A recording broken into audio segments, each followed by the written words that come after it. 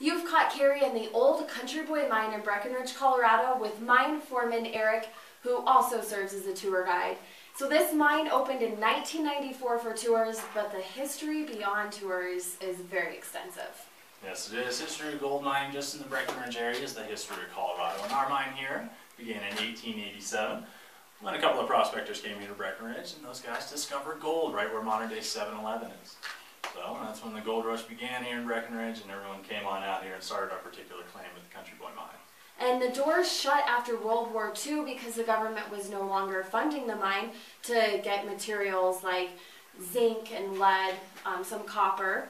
And two brothers snatched up this property and now lead incredible tours going through that will take you 1,100 feet to the end of the mine. There's 900 feet of rock above us.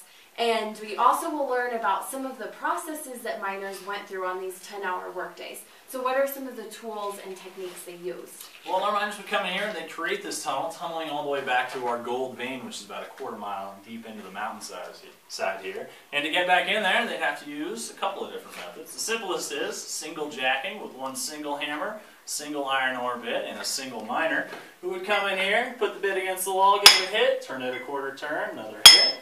And they continue like that for 10 hours a day to create two of these 10 to 11 inch holes into the rock face. And we'd use those holes to come in here and place a little bit of our dynamite.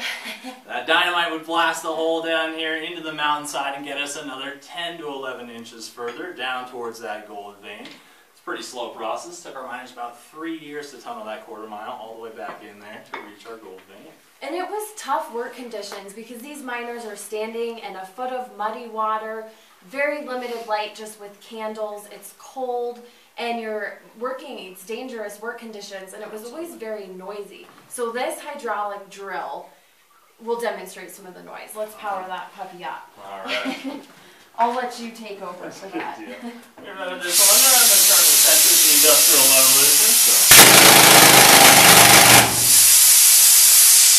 And as Eric had said, he luckily has ear protectors, but none of these miners did. The other thing that really freaked me out that I know that I would send me running out of the mine was there was rats running all along the floor. What was the purpose of having hundreds of rats in the mine?